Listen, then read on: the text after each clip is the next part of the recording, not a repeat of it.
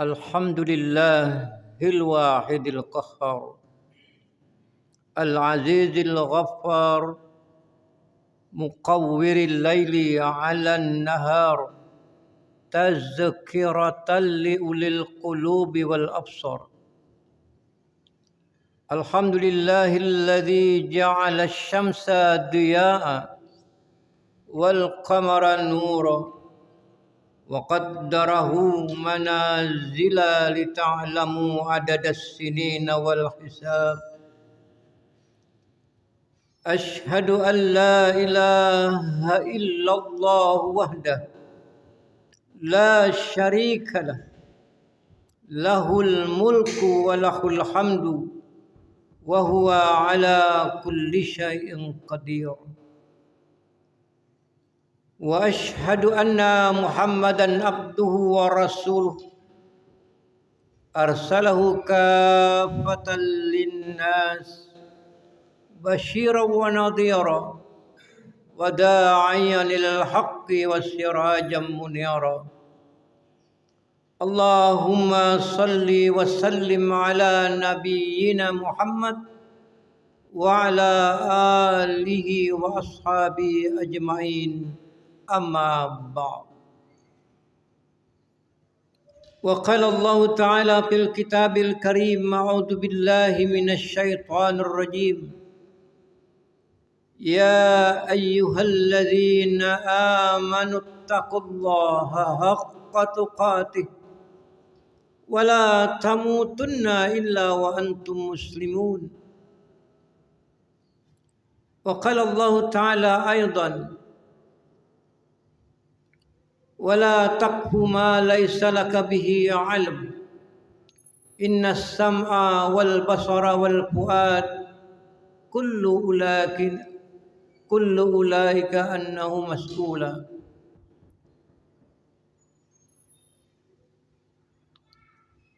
قل هل يستوي الذين يعلمون والذين لا يعلمون إنما يتذكر أولو الألباب.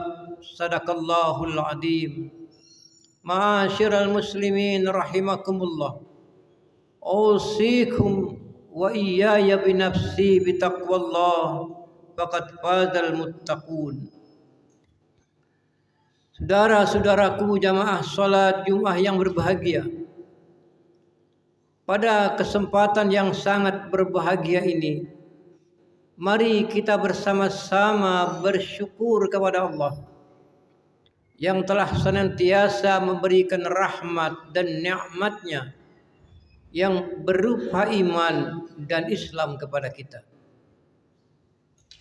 Kemudian marilah pula kita ini bersama-sama bersyukur kepada Allah yang telah senantiasa memberikan rahmat dan nikmat-Nya yang berupa kesehatan. Dengan nikmat sehat inilah yang disertai pula dengan iradah kehendak Allah, yang ditunjang pula oleh iradah kemauan kita untuk hadir ke Masjid Babus Salam ini, maka dapatlah kita melaksanakan ibadah salat Jumat berjamaah. Mudah-mudahan apa yang kita lakukan selalu saja mendapatkan ridha dari Allah Subhanahu wa taala. Pada kesempatan ini pula izinkanlah kami sebagai khatib, sebagaimana lazimnya menyampaikan wasiat kepada para bapa, saudara-saudara dan diri saya sendiri. Adapun wasiat itu ialah, mari kita bersama-sama berusaha dan berupaya untuk meningkatkan kualitas ketakwaan kita kepada Allah, sehingga semakin hari semakin lama ketakwaan kita kepada Allah semakin saja bermakna sebagai bobot, sebagai bekal menghadapi kehidupan dunia yang semakin hari ujian dan cobaan semakin keras. Dan sebagai bekal pula, kalaulah kita ini sudah harus menghadap kehadirat Allah Subhanahu wa taala. Imam Ghazali pernah menyebutkan hakikat takwa itu ialah adanya kesengajaan dan kesungguhan diri ini. Kapanpun dimanapun diri ini berada, baik itu cara berpikir kita, cara kita hidup berumah tangga, cara kita hidup di tengah-tengah masyarakat, dan cara kita mencari nafkah. Semua pola dan cara-cara itu harus berlandaskan kepada tuntunan Al-Quran dan bimbingan Al-Hadis. As-sabab yang demikian, kata Imam Ghazali, bukankah Rasulullah pernah memperingatkan kepada umatnya, kepada kita, taraktu fikum amrayni lan tadillu in tamassaktum bihima al-Quran wa sunnati. Aku tinggalkan kepada kalian dua hal. Jika kalian mau berpegang teguh dengan dua hal itu, lan tadillu, kata Rasulullah, aku jamin kalian tidak akan pernah tersesat mengarungi kehidupan dunia ini, yaitu Al-Quran dan sunnahku, kata Rasulullah. Mudah-mudahan kita menjadi orang yang selalu berbuat segala sesuatu dengan tuntunan Al-Quran dan bimbingan Al-Hadis. Amin ya rabbal alamin. Jamaah Jumat yang berbahagia, tadi rencana ada dua judul. Pertama, berkhidmat kepada kedua orang tua, tapi memakan waktu cukup panjang, 30 menit. Maka kita robah dengan judul, mari kita semua selalu mempergunakan akal. Kemudian judul yang pertama tadi, kalau boleh selepas Jumatan kita bicarakan sambil santai.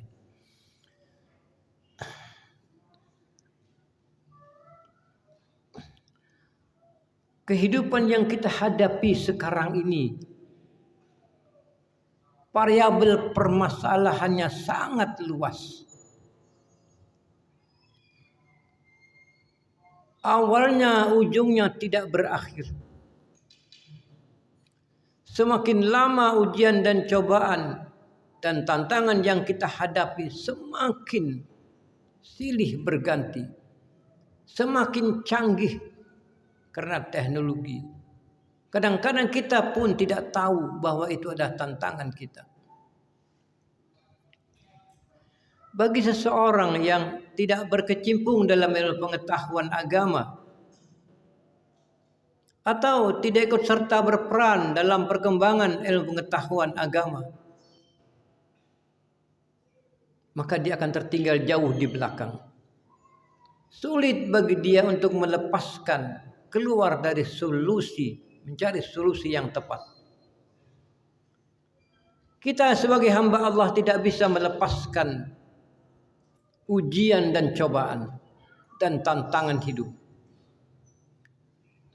Siapapun akan mendapatkan tantangan hidup dan ujian hidup.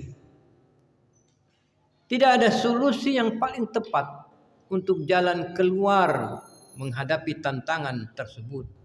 Ialah ilmu pengetahuan.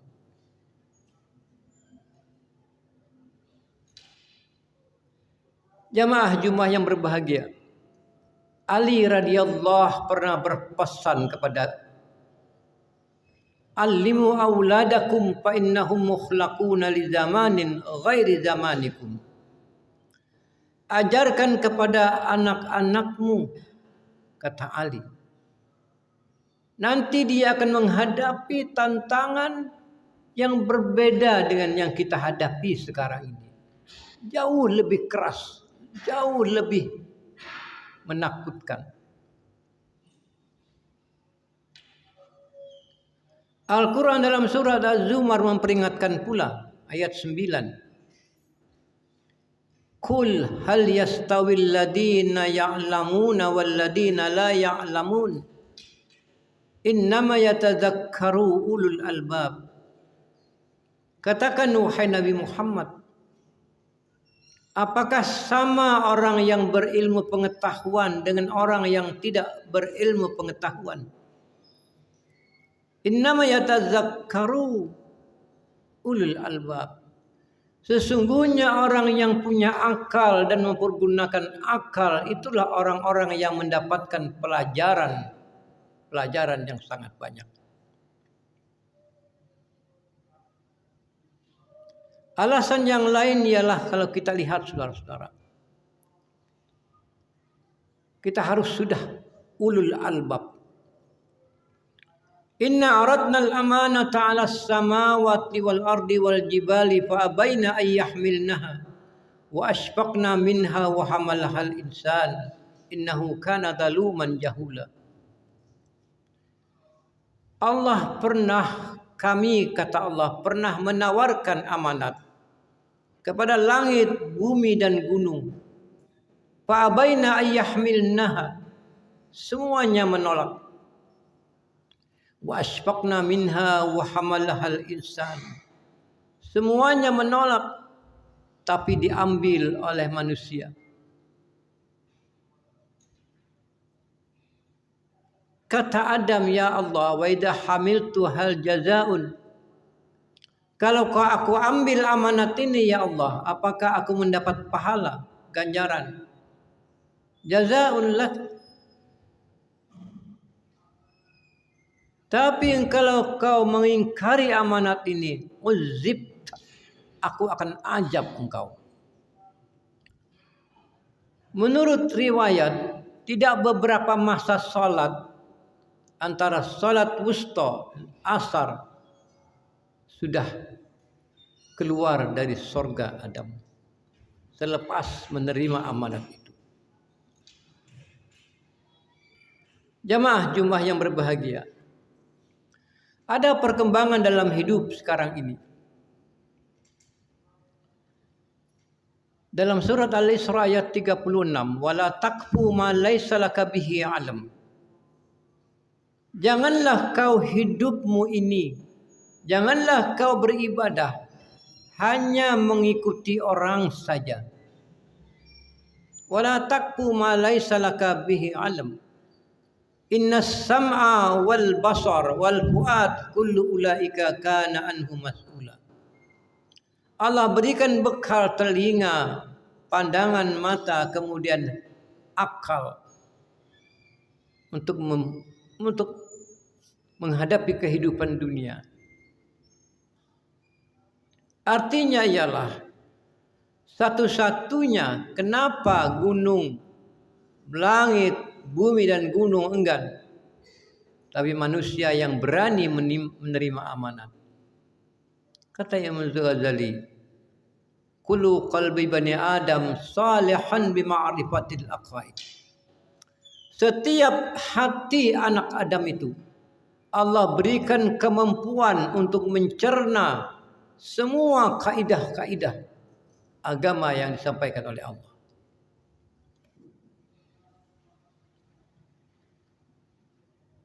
Kita tidak boleh meniru saja. Kita ambil misal.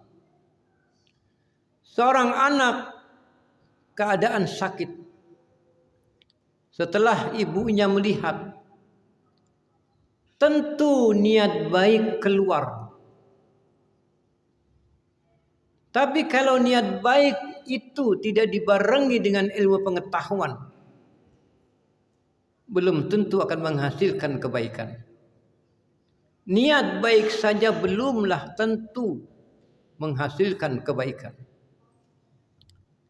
Jika ibu melihat anaknya sakit panas, tentu dia niat baik mengambil obat medikal. Tapi dia tidak paham, tidak dibarengi dengan pengetahuan apa fungsinya obat ini, bagaimana kadarnya, bagaimana caranya. Jika salah, bisa menimbulkan fatal untuk si anak dan juga ibunya.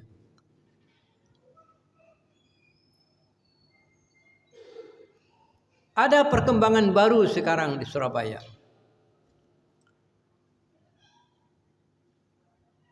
Ada sebahagian orang ingin memunculkan mengagungkan Al-Quran dan membesarkan umat Islam,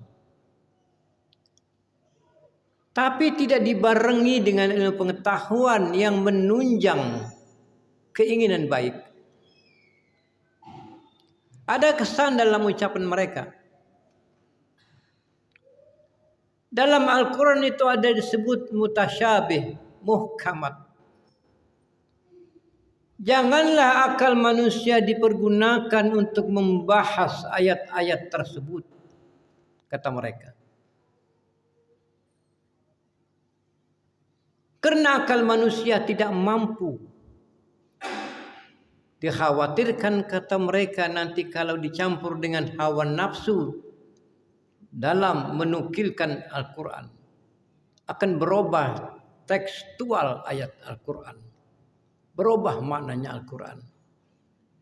Karena itulah jangan dibahas, kata mereka, dengan akal manusia yang punya kelemahan.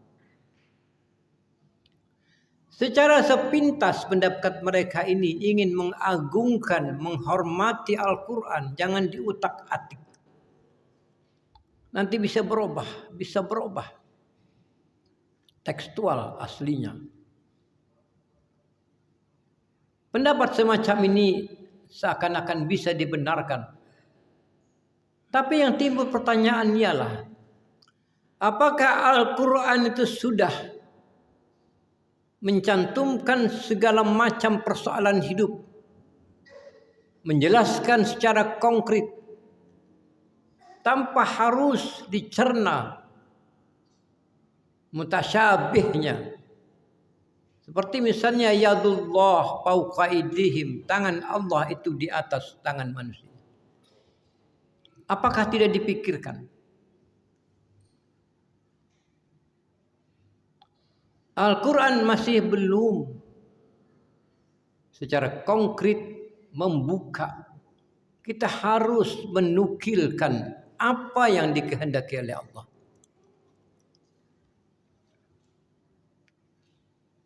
Al-misal sebuah hadis, kata Rasulullah, kata Aisyah, kalau engkau mencari Rasulullah, carilah di tempat orang miskin. Artinya bukan sampai di tempat orang miskin saja dicari. Setelah ditemukan Rasulullah di tempat orang miskin, apa yang beliau lakukan? Apa yang beliau usahakan? Apa yang beliau inginkan berada di situ? Itu kita ambil, kita buka. Sehingga menimbulkan pola-pola kehidupan peduli kepada orang miskin, anak yatim.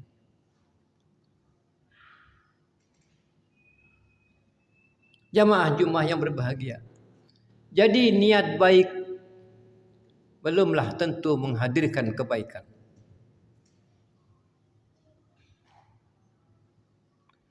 Kalau kita lihat dalam Al-Quran,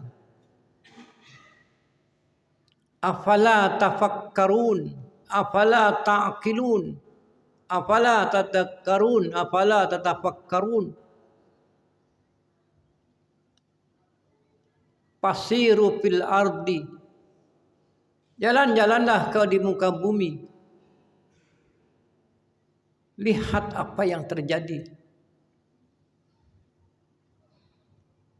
Kita lihat di sebuah kota di Jawa Timur, pabrik roti, pabriknya di desa dekat Mojokerto, masuk ke dalam pacet. Secara umum tidak ada yang pembeli, tapi mereka riset. Berjalan-jalanlah kau di atas bumi. Akhirnya pabrik di situ dibangun, tanahnya murah. Sekarang berkembang luar biasa. Itu yang kita inginkan. Afala tafakkarun, afala tadzakkarun. Kalau kita lihat dalam surat Ali Imran ayat 100. Dahulu pernah orang-orang Yahudi, orang-orang Quraisy kafir, bertanya kepada orang-orang Yahudi, penganut Nabi Musa, apa mukjizat Nabi Musa? Dijawab, Nabi Musa bisa membelah laut. Kepada orang Nasrani, apa mukjizat Nabi Isa? Dapat menghilangkan penyakit sopak dan lain-lain. Rasulullah ditanya, apa mukjizat engkau wahai Muhammad? Cobalah kata mereka orang kafir Quraisy, buatlah gunung Uhud itu menjadi emas sebagai mukjizat engkau. Tapi tidak demikian. Allah turunkan ayat, inna fi khalqis samawati wal ardi wa ikhtilafil laili wan nahar la ayatil ulil albab. Dalam penciptaan langit dan bumi dan pergantian siang dan malam, tanda-tanda kebesaran Allah bagi mereka yang mau mempergunakan akal, ulul albab. Artinya umat Islam berbeda dengan di zaman Nabi Musa dan Isa. Tantangan kita jauh lebih beraneka ragam. Harus kita pergunakan akal. Tidak sekedar mukjizat selesai, bukan. Kita diperintahkan oleh Allah untuk mau mempergunakan akal. Ulul albab. Karena itulah para jamaah, kita jangan terpaku hanya bangga dengan Al-Quran, hanya sampai kepada titik bangga kepada Al-Quran. Kita cari di mana, kita nukilkan, kita ambil di mana kelebihan, di mana kehendak Allah dengan Al-Quran semacam ini. Akal satu-satunya yang kita miliki dan yang paling hebat karena akal.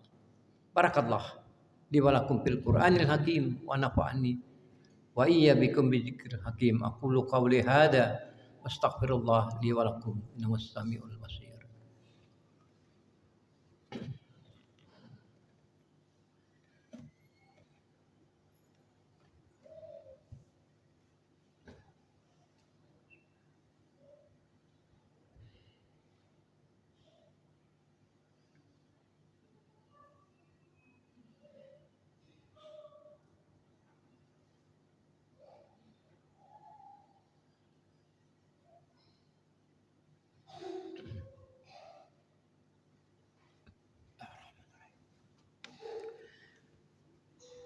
Alhamdulillah alladzi khalaqal mauta wal hayata liyabluwakum ayyukum ahsanu amala.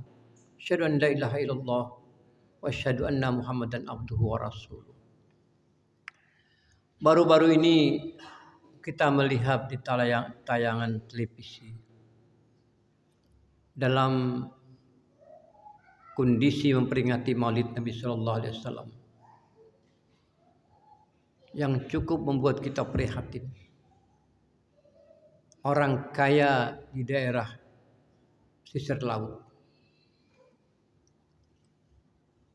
dari lantai 2 uang 2.000 dan 5.000 disebarkan. Berebutlah orang di bawah dalam rangka memperingati Maulid Nabi sallallahu alaihi wasallam. Kita cukup prihatin dengan perilaku semacam itu. Rasulullah sallallahu alaihi wasallam karena memberi seseorang, ya Ali khud hadas samar, hai Ali ambil ni kurma, ambil. Tangan Ali di atas. Itulah akhlak Rasulullah. Katanya laqad kana lakum fi Rasulillahi uswatun hasanah. Sungguh dalam diri Rasulullah itu ada contoh-contoh yang sangat akurat. Rasulullah kalau memberi orang yadul yumna, tangan kiri tidak tahu. Rasulullah kalau diundang, beliau kalau menoleh bukan begini, tapi berhadapan. Itu akhlak Rasulullah. Kenapa peringatan itu dimasuki oleh sikap-sikap yang bertolak belakang? Jika terjadi benturan kepala dari mereka yang menimbulkan masalah, bukankah nanti peringatan Islam penghinaan yang cukup besar yang kita harus kritis terhadap itu tidak benar. Oleh akal saja tidak benar, apalagi dengan petunjuk Rasulullah. Para pemuda saya harapkan untuk kritis macam itu. Kritis. Katakan itu tidak benar. Nanti orang luar itu akan menilai itulah contoh dari Rasulullah. Terjadi perkelahian. Jika terjadi sesuatu yang mudarat, yang menyebarkan uang itu bisa dimasalahkan. Mudah-mudahan itu pelajaran yang terakhir bagi kita. Mudah-mudahan umat Islam mau mempergunakan akal. Tidak hanya bersenang-senang menghambur uang.